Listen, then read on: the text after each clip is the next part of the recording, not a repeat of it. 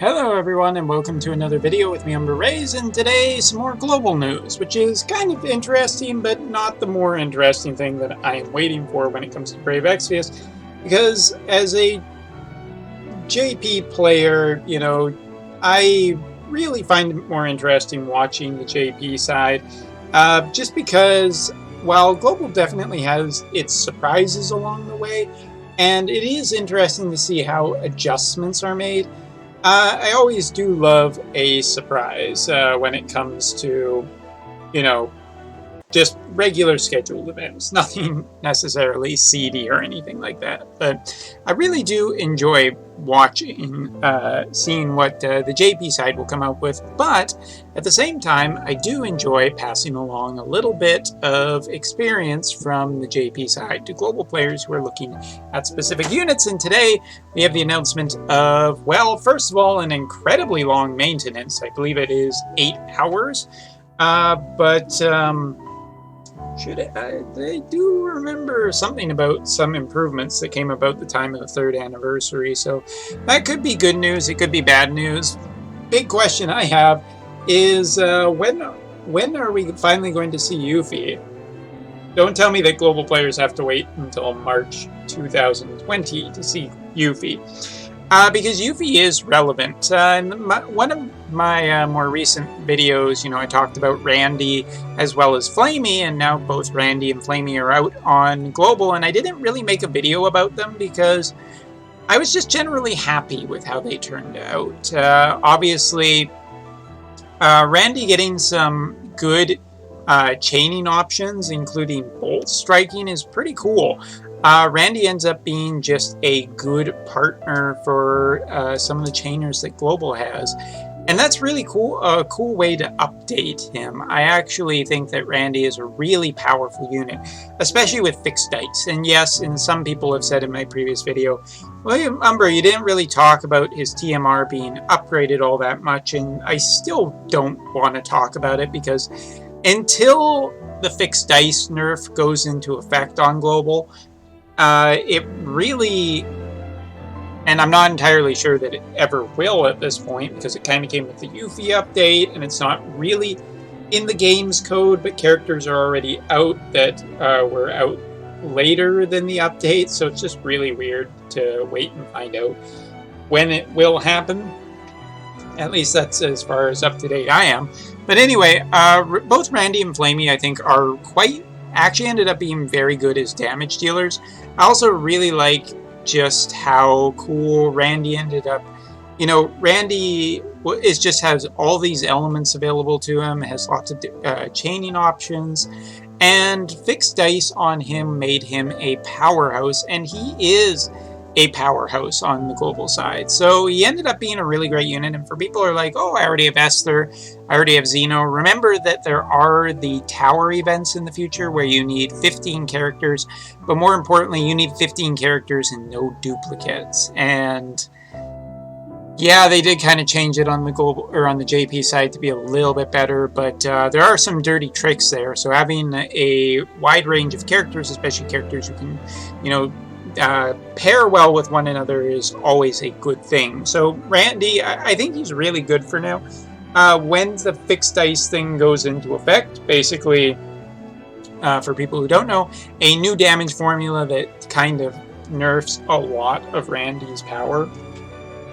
It'll be less exciting, but I'm all for Randy and Flamey. I like both of them. I think Flamey's got some fairly nice support with some pretty cool jump abilities, as well as, yeah, I really have talked enough about it.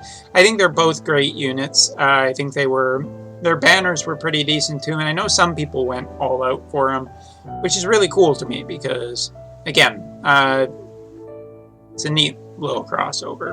Even though I've never been the biggest fan of it, JP players remember that I am a big fan of Flamey. Definitely a unit I still very much love in Brave Exvius. But enough about that, let's talk about the news. So the news is an 8-hour maintenance. We're also getting the Kimono, Ayaka, and Dressy Eileen banner showing the 3rd anniversary. So this is kind of a kickoff to the 3rd anniversary. And it's a good one. I think that the third, especially on the JP side, the third anniversary was maybe too generous, as current status may show, but that doesn't mean that you guys should not take advantage of it, and I really think that you should here. Both, like the third anniversary, get as much as you can out of it. The future in global is going to be an interesting one, whether it repeats the past, whether it changes, or whether it repeats JP's past, or whether it changes it just enough to be a little try and fool people. There is definitely some things that have gone on lately that I have not talked about either, specifically the misprinted rates on the banner, which Gummy, after maybe getting a few complaints, was more inclined to change it, or maybe fix their mistake, or not their mistake. Again, that is a little bit of a question, because again, Gummy and Alum just don't have a good track record with me, so whether it was intentional or not, I think that it's highly suspect. But anyway, Kimono Ayaka and Dressy Eileen, which I think Dressy Eileen, why isn't it just, I don't know, this is a weird translation. Like in JP, she was Dress Up Eileen, which I think is pretty classy, which always kind of was reflected in her sprite, but Dressy Eileen just feels like kitty, and I don't know. Not a big fan of the name. But what can we expect from both of these? Well, there is a step-up banner, of course, 2,500 lapis, which is a little bit more expensive, but 3 guaranteed rainbows on the way up, as well as the coin system returning. Both Dress Up Eileen and or Kimono Ayaka you get at the end. Now I'm going to say right now, I'm a big fan of both of their sprites. I think both of their sprites are really cool. I think they're very festive. Kimonos, I love kimonos, so yeah, it's hard not to say that I don't like it. But what about the units? Well, on the JP side, neither of them really made that big of a difference, and they were quickly outclassed by future units, specifically CG units, and CG units are coming in the near future. Bart's was about the time of the third JP anniversary celebration. I feel like there are still a few banners to go for global before they get that, so hard to say. But yeah, let's start with Dress Up Eileen. So her super TMR is 180 attack, two-handed weapon. It's a gun. Guns are somewhat useful for certain characters, especially Regina, who has recently came out on the global side. But there's already Vincent, and there's already Nameless Gunner Jake, both super TMRs who kind of already fit this role.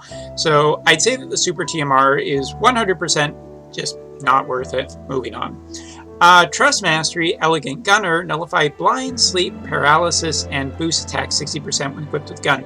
This is kind of worth it. It is great for Regina. It is great for gun users. There's nothing I have to complain about this TMR, specifically for gun users, but again, only for gun users. So CG Lightning is able to equip a gun. So this TMR is pretty nice, not only for her, but also for other units too. So there is some value definitely to be had here. Looking at her kit, from what we know, she has Shall We Dance? Well, every 5-turn cooldown ability, gradually boost attack, gradually boost damage on certain abilities, and enable triple engineering for 4 turns. Global upgrade to Light Work, deal partial unmitigated light damage to one enemy 2 times and add light element to her own physical attacks, and Pile Driver Shot, deal partial unmitigated damage 2 times to reduce earth resistance from one enemy. Doesn't quite fit. She's still primarily an earth element user. Her light element stuff is to give her a little variety, but yeah, earth element is still her big thing from what I remember at the time.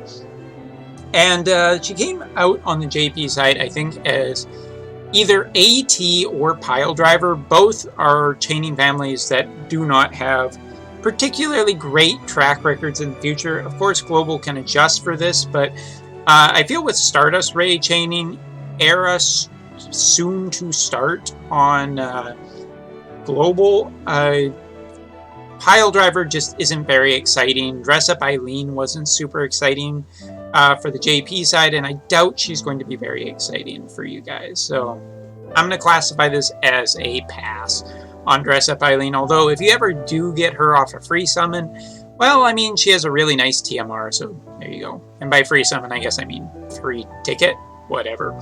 Next up is Kimono Ayaka, and Kimono Ayaka I really love for a lot of reasons. One, she is an attacker and buffer, and she is primarily based on the spirit stat. She is a spirit chainer. Now, here's the problem though. While I absolutely love spirit chainers, there is a unit that comes shortly after her that kind of trounces her in a lot of things. So unless she gets a heck of a global upgrade, I feel like she will suffer the exact same fate. That being said, Super Trust Mastery, Ayaka's Hairpin, 38 defense, 94 spirit, enables Nature's Festoon, boosts MP by 20% and fill limit burst gauge every turn. Really nice super TMR. Great for spirit, super high spirit. If you're pushing spirit stat on a spirit chainer, this would be a good super TMR to get. Trust Mastery reward. Ayaka's Kimono, 22 defense, 68 spirit, boosts light resistance by 30%. Enables Sacred Beast Grace, boosts parameters when setting an Esper by 10%. This thing is amazing. On the JP side, we have blank Moogle TMRs. Basically, you can fuse in a specific TMR Moogle to make it a kind of a unit prism for a specific TMR.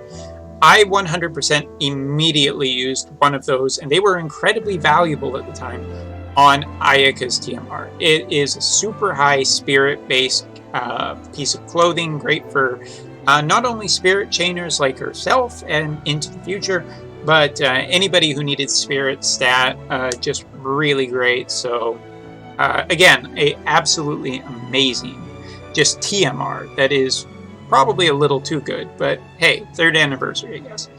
Abilities: Dance of the Gentle Moonlight, restore MP and boost stop resistance for all allies, and add light element to own physical attacks. She is primarily a light damage dealer, and that's fine. Global upgrade. Finale, Transcending Heaven, chain frames and hits have been adjusted. Damage one enemy type. This is kind of interesting. Again, I'm really curious how they adjusted the frames, because I don't remember her having chaining problem before, which could mean that she is part of a new chaining family. Either way, it is very interesting to say the least. It is a cooldown ability though, so you know, excited with an asterisk on it, I guess. Dance of the White Lotus, deal light damage to all enemies, basically spirit-based chaining. Kimono Ayaka is very interesting, but here's the problem.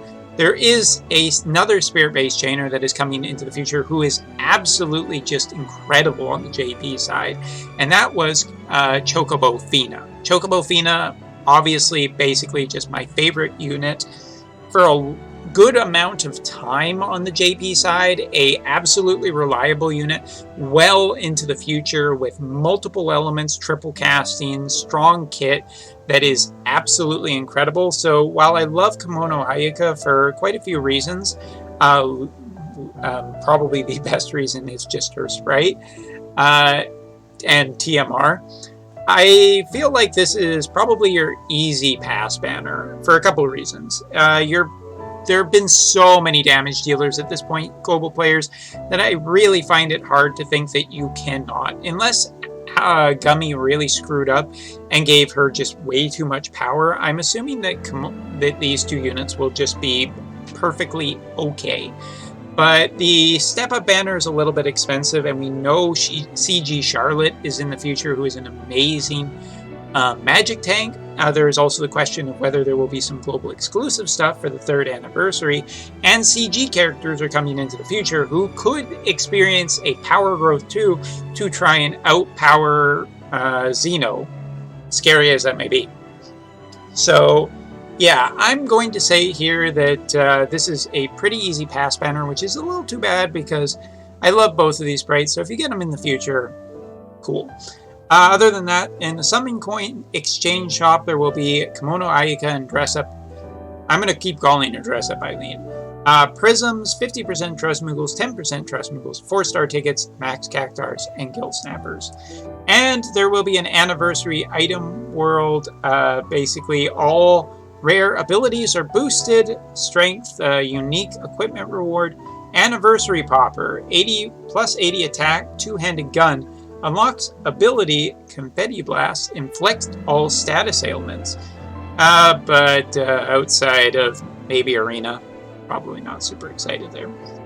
There will be the new event, Bar Playing the Chocobo, which will have CG rainbows as bonus units, such as Hayu, Summer Duos, Awaken Rain, Kimono Ayaka, and Dress Up Eileen. And Chocobo Rain potentially indirectly confirmed, 5-star selected unit ticket, and guaranteed rainbow tickets available from exchange. So there you go. Starting that 3rd anniversary stuff. The new event, the Dreadful Lost Continent, Secret of Mana Trial. The story continues with Chapter 8, Part 2, and Scorn of Lich, which has Longinus, one of the best spears in the game, well into the future. Barring, some stuff. The Lich Trial was fairly elemental, but was actually fairly it wasn't too difficult from what I remember. So, yeah, the Lich Trial, probably pretty good, probably, worth doing, global players, just because that 190 attack spear with physical and magical fairy killers too. Tons of units into the future can use spears, so it's just really good to get your hands on. Anyway, that's basically it. Later this week, I will send out a reminder that basically about 2 days from now, give or take, there will be the JP live stream where basically Final Fantasy IX is all but confirmed will be the Mog King for the next month. Probably CG Zidane and some other group of characters will follow him into the Mog event as well as the Raid event at the end of the month. So with the Final Fantasy IX series boss probably coming very late July. So, yeah. Anyway, so I guess Necron coming up. Maybe Kuja too. Guess we'll see how they handle that one. But exciting times. So if you want, come join me on Twitch. I will still be streaming because it's just a fun hangout time for me. So anyway, that's all for now. See you next time.